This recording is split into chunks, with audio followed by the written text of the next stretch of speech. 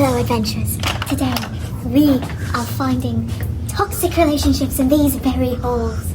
These holes seem to be haunted. Messes are about. Look at this chair. It's all toppled, just like a relationship that has gone awry. That there jacket. It seems to have been thrown in a fit of anger. An argument? An argument has happened here.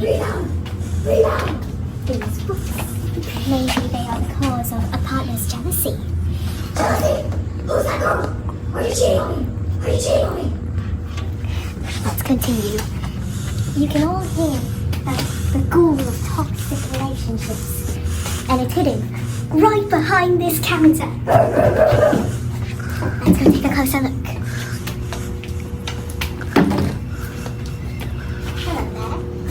My name's Janice!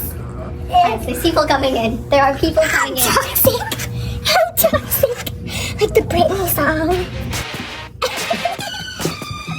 Okay.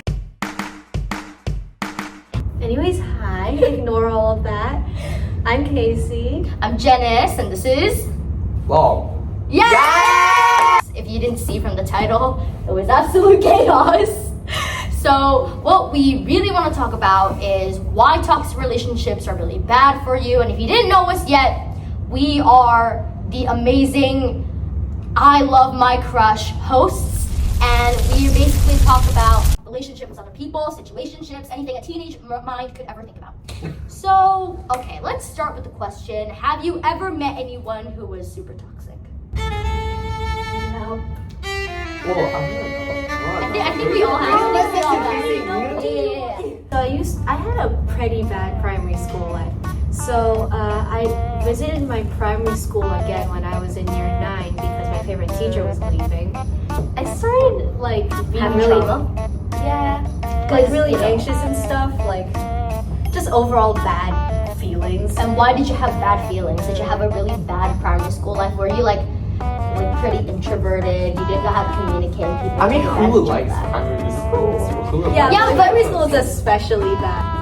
No friends, no food. No food? And, yeah, they took They took her food. I was like, if someone took my food, I would like kick them in the gut. When I got out of that primary school, I was like, I wanted to talk about it to, my boyfriend at the time. Let's give it a name. This comes Jake. So I told Jake like, hey, that was really He was like, haha, you're never gonna get free of like the trauma.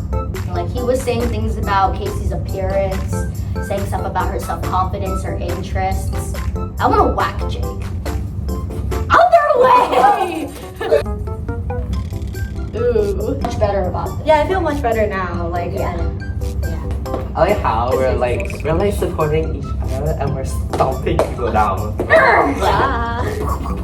For my toxic story, toxic people, like, they'll either be really open and honest with you, or they'll just manipulate you slowly.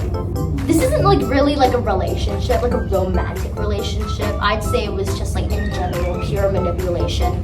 But when this guy that I really liked, he sort of went on me like while I was like, you know how I really love theater and I'm really taking theater as one of my careers. During that time, he was like, oh, like it's okay if you want to do theater, but he used like, because he was like, you're so dramatic. That's what he told me. But he used to say it in a good way, like, you're so dramatic, you're so talented. And obviously I was really happy that he was saying these things to me, right?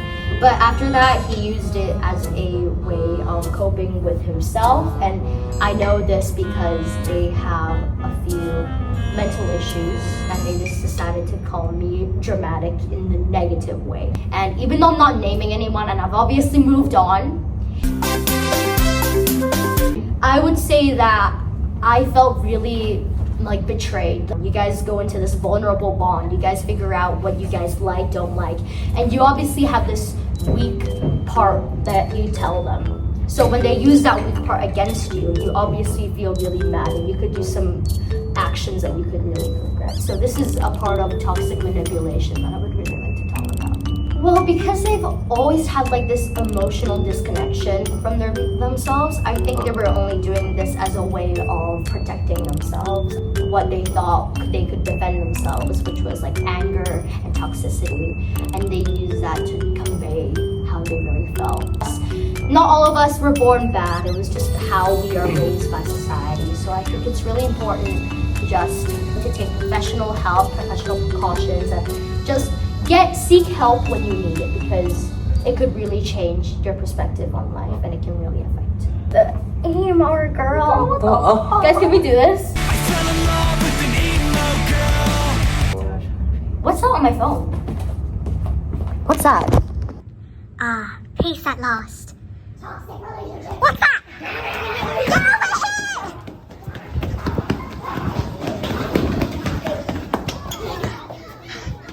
Where did they go?